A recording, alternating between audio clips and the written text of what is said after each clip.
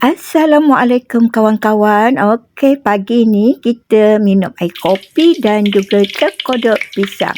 Kali ni kita menggunakan pisang awak. Selalu kita menggunakan pisang berangan ataupun pisang lemak manis. Pisang awak ni pun dia akan menghasilkan jalur-jalur kehitaman, ya, urat-urat dia tu timbul.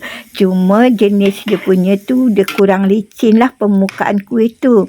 Okey, kita buat jangan terlampau pekat sangat dan jangan terlampau cair. Kita memerlukan tepung gandum, sedikit garam, sedikit gula pasir dan tepung soda bikarbonat. Dan kita gorenglah.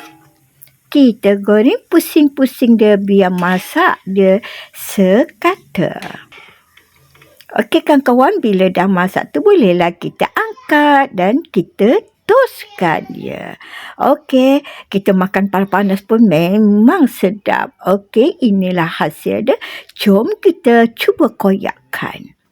Kita lihat hasil dia, kelihatan urat-urat kehitaman tu kan.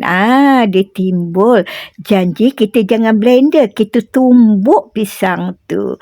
Hasil dia sangat cantik dan memuaskan.